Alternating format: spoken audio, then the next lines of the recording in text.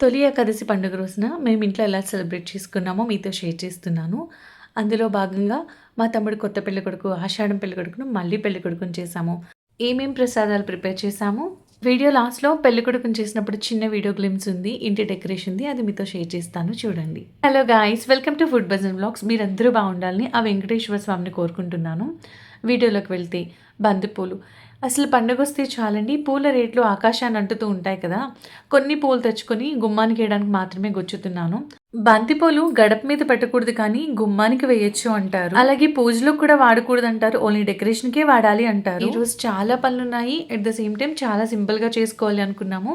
మేము తెల్లవారుజామున లేచాము. అమ్మ, నేను లేచి ఫ్రెష్ అయ్యి గడపలకి పసుపు రాసుకొని కుంకుమ బొట్లు అలాగే బియ్యపిండితో చిన్న ముగ్గులు వేసుకుంటున్నాను. అదంతా అయిపోయిన తర్వాత ఫస్ట్ వాంబార్ కోసం పేలాలు ప్రిపేర్ చేస్తున్నాను. తెల్ల జొన్నల్ని 2 అవర్స్ కానీ 1 అవర్ కానీ నానబెట్టుకుంటే సరిపోతుందండి. వాటర్ అంతా తీసేసి ఆ జొన్న గింజల్ని మనం ఒక క్లాత్ మీద వేసుకోవాలి. కాటన్ గుడ్డ మీద వేసుకుంటే వాటర్ అంతా అబ్జర్వ్ చేసుకుంటుంది. అంతేనండి, పూర్తిగా డ్రై అవ్వాల్సిన పని లేదు. జస్ట్ కొంచెం తడి పొడిగా ఉన్నప్పుడే పాన్ బాగా హీట్ అయిన తర్వాత వేసుకొని పొడిగుడ్డతో ఒకసారి బాగా రొటేట్ చేసుకుంటే అందులో ఇంకా ఏమైనా చెమాయింపు తేమ ఎక్కువ ఉంటే డ్రై అయిపోతుంది. గింజలు వేసిన తర్వాత ఇలా పొడిగుడ్డతో అద్దడం వల్ల ఏమవుతుందంటేనండి, జొన్న పేలాలు కూడా అన్ని వైపుల నుంచి పేలుతూ ప్రాపర్‌గా రెడీ అవుతాయి. అయితే మనం ఒక్కసారి ఎక్కువ వేసుకోకూడదు. నేను ఫస్ట్ ఏసినప్పుడు ఎక్కువ వేసేసాను. అందువల్ల ఎక్కువ మాడిపోయి కొన్ని మాత్రమే పేలాలుగా ప్రిపేర్ అయ్యాయి. మీరు చేసుకునేటట్లయితే కొంచెం కొంచెం వేసుకోండి. తొలి ఏకాదశి రోజున మాత్రమే కాదండి, ఈ సీజన్ అంతా మనం తినొచ్చు. ఇవి మన బాడీలో ఇమ్యూనిటీని పెంచుతాయి. అలాగే బాడీలో హీట్ జనరేట్ చేసి ఈ సీజన్ అంతా మనకి తట్టుకోవడానికి శక్తినిస్తాయి. ఈ జొన్న పేలాల్లో కాస్త బెల్లం కలిపి మిక్స్ చేసి దేవుడి దగ్గర పెడతాము. మన పూర్వీకులు పెట్టిన ఆచారాలు, సాంప్రదాయాలు వాటితో పాటు తినుబండారాలు, ముఖ్యంగా ప్రసాదాలు, వంటలు కూడా ప్రకృతికి తగ్గట్టుగా, సీజన్స్‌కి తగ్గట్టుగా ప్రిపేర్ చేసినవేనండి. తర్వాత ప్రసాదం పులిహోర.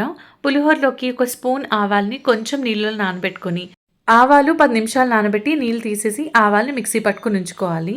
రైస్ ఉడికేటప్పుడే కొంచెం పచ్చిశనగపప్పు, ఒక స్పూన్ ఆయిల్ వేసుకొని మూత పెట్టుకొని కొంచెం 90% కుక్ అయ్యేలాగా ఉడికించుకోవాలంటే కొంచెం పలుకుగా ఉంటే పులిహోరలోకి వేడివేడి చింతపండు పులుసు అలాగే వేడివేడి తాలింపు వేసి మిక్స్ చేస్తాం కదండి, పొడి పొడిలాడుతూ బాగుంటుంది. పెద్ద గిన్నెలో కుక్ చేసినా కూడా రైస్‌నంతా ఇలా పెద్ద బేషన్‌లో వేసుకొని కలుపుకుంటే పొడి పొడిలాడుతూ వస్తుంది.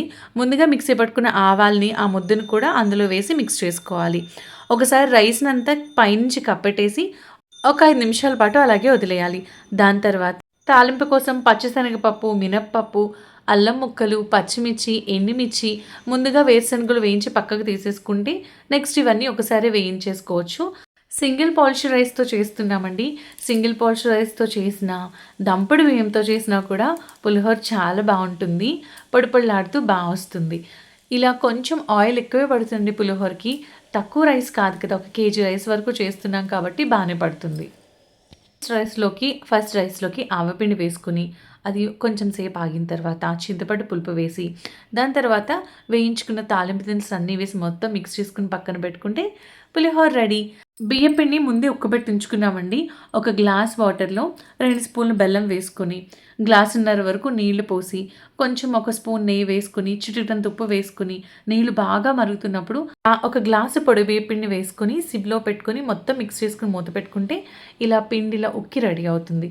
దీన్ని పిండి ఉక్కబెట్టడం అంటాము. కొంచెం కొంచెంగా తీసుకొని ఇలా తాలికల్లాగా, అలాగే రౌండ్ బాల్స్ ఉండ్రాల్లాగా చేసుకోవాలి. పిండి వేయకుండా అలాగే చేతికి అంటుకోకుండా స్మూత్‌గా రావాలి అంటే పిండి ఉక్కబెట్టుకునేటప్పుడు ఒక 2 స్పూన్లు నెయ్యి వేసుకోవాలి. ఉండ్రాళ్ళ పాయసంలోకి సగ్గుబియ్యాన్నయితే ఒక అరగంట ముందే నానబెట్టేసుకోవాలి. అలాగే కొన్ని తాలికలను ప్రిపేర్ చేసి కొంచెం ప్రసాదం సాంప్రదాయం ప్రకారం ఈరోజు తాలికలు అంటే ఆర్దిప్ చేసి పెడతామండి. బెల్లం కొంచెం వాటర్ వేసి మెల్ట్ అయిన తర్వాత యాలకుల పొడి ప్రిపేర్ చేసుకున్న తాలికలు వేసుకొని కొంచెం కుతకుత ఉడికిన తర్వాత స్టవ్ ఆఫ్ చేసుకుంటే ఆర్ది రెడీ అయిపోతుంది. అది కూడా కొంచెం ప్రిపేర్ చేసాము. అది చేసి పక్కన పెట్టేసిన తర్వాత ఇలా ఉండ్రాల పాయసానికి వచ్చాము. ఉండ్రాల పాయసానికి సగ్గుబియ్యం అరగంట ముందే నానబెట్టుకోవాలి. అలాగే సగ్గుబియ్యం మెత్తగా ఉడకనివ్వాలి. సగ్గుబియ్యం ఒక 80% వరకు కొంచెం పలుకు ఉంది అనే టైంలో షుగర్‌ని మనం క్వాంటిటీ ప్రకారం వేసుకోవాలి. ఇది షుగర్‌తో చేసుకోవచ్చు, అలాగే బెల్లంతో కూడా చేసుకోవచ్చు. నేను ఇవాళ షుగర్‌తోనే చేస్తున్నాను పాయసం.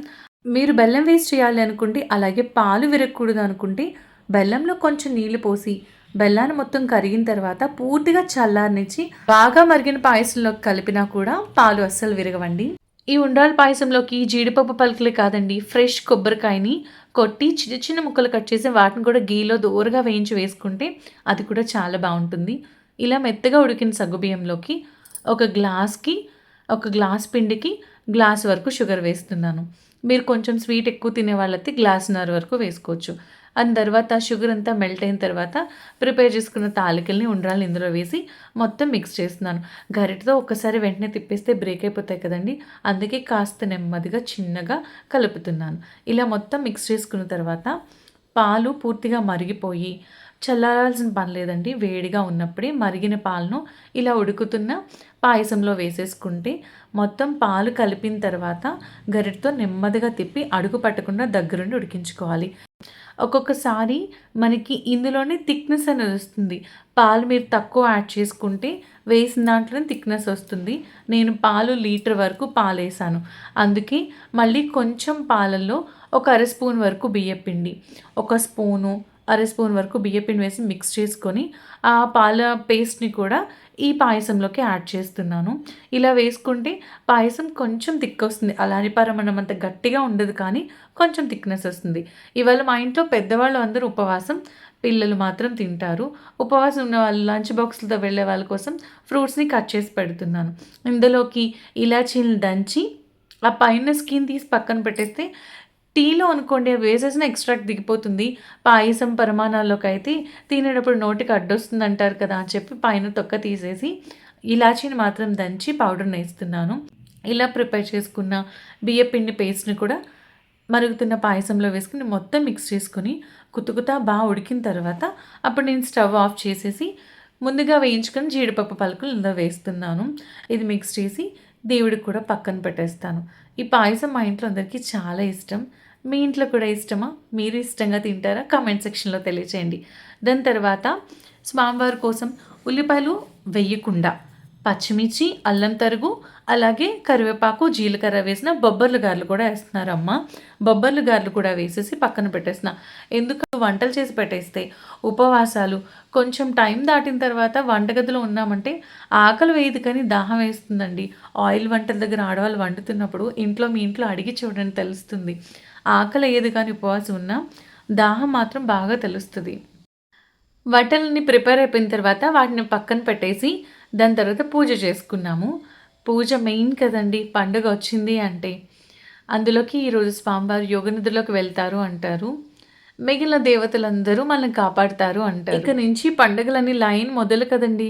గురు పౌర్ణమి నుంచి స్టార్ట్. ఇంకా పండుగలు వరుసగా వస్తూనే ఉంటాయి. ఇంచుమించు సంక్రాంతి వరకు మనకి ఏవో ఒక పండుగలు ఉంటూనే ఉంటాయి. అందులోకి మీ ఫేవరెట్ పండుగ ఏది చెప్పండి? ఫస్ట్ పేలాల ప్రసాదం పెట్టేసి పూజ అయిపోయిన తర్వాత ఫాస్టింగ్ లేకుండా తినేవాళ్ళుంటే ఫస్ట్ అది ఇచ్చేస్తాము. ఏమోనండి చిన్నప్పుడు అనేవాళ్ళు, ఎక్కువ వింటూ ఉండేవాళ్ళం. రాక్షసులైపోతారు పేలాల ప్రసాదం తినకపోతే ఈ టైంలో అని. ఎంతవరకు నిజమో నాకు తెలీదు. మేబీ ఇమ్యూనిటీ పెరగడం కోసం అలా భయపెట్టి తినిపించేవాళ్ళనుకుంటా. మీ సైడ్ చేస్తారా ఆషాఢంలో కొత్త పెళ్ళికొడుకుని మళ్ళీ తిరిగి పెళ్ళికొడుకు చేస్తారా తొలి ఏకాదశి రోజున? అయితే పెళ్ళికొడుకుని చేసిన బట్టల్లో కానీ, లేదంటే కొత్త బట్టలు వేసి కానీ, ఆ రోజు చక్కగా పెళ్లి కొడుకుని చేసినప్పుడు పెళ్లి టైంలో ఎలా అయితే రెడీ చేస్తారో, కాళ్ళకి పసుపు రాసి, పారాణి పెట్టి, చేతులకి గోరింటాకు, పారాణి పెట్టి, బుగ్గన చుక్క, పెళ్లి బొట్టు పెట్టి, అన్నీ పెట్టి ఎలా రెడీ చేస్తారో సేమ్ అలాగే రెడీ చేస్తారు. అందరితోని బ్లెస్సింగ్స్ ఇప్పిస్తారు. అలాగే లాస్ట్‌లో ముఖ్యంగా హారతిస్తారు. ఎందుకంటే ఇలా చేయడం వల్ల వాళ్ళకున్న దిష్టి పోతుందని. మళ్ళీ షష్ఠి పూర్తి వరకు ఈ ముచ్చట ఉండదండోయ్! అప్పటి వరకు వెయిట్ చేయాలి. లాస్ట్‌లో నేను మీకు క్లిప్స్ యాడ్ చేస్తా అని చెప్పాను కదా! ఇది ఒరిజినల్‌గా మా తమ్ముడిని పెళ్ళికొడుకుని చేసింది. మార్చ్‌లో జరిగిన ఈవెంట్‌ది. అప్పుడు మాకసలు టైం కూడా లేదండి. డెకరేషన్ పార్ట్ కానీ, ఏదైనా వీడియోస్ తీసుకోవాలి, చేయాలి అని. వాడి మొత్తం పెళ్ళిలో నాకు మిగిలిన ఒకే ఒక చిన్న మెమరీ గ్లిమ్స్ ఇదే. ఇదొక్కటే. అందరూ అప్పుడే కిందకెళ్లారు బ్రేక్‌ఫాస్ట్ చేయడానికి. మొత్తం ఖాళీగా ఉంది ఇల్లంతా. ఆ టైంలో చిన్న వీడియోని తీసుకోగలిగాను. ఆ చిన్నది మీతో షేర్ చేస్తున్నాను. మన సాంప్రదాయంలో ఉన్న ఇలాంటి అచ్చట్లు, ముచ్చట్లు, ఆనందాలు చాలా సంతోషాన్నిస్తాయి కదా! ఈ సంవత్సరం మీ ఇంట్లో పూజ ఎలా జరుపుకున్నారు? ఈ వీడియో మీకు నచ్చిందా? ఇంతవరకు మీరు చూస్తే గనక ఈ వీడియో మీకు నచ్చిందనే అనుకుంటున్నాను. నచ్చితే ప్లీజ్ లైక్, షేర్, సబ్స్క్రైబ్ అండి. మన ఛానల్‌లో కుకింగ్ ఇష్టపడుతున్నారా? వ్లాగింగ్ ఇష్టపడుతున్నారా? నాకు నిజంగా తెలియడం లేదు. మీరేది అనేది కామెంట్ సెక్షన్‌లో తెలియజేయండి. Thank you.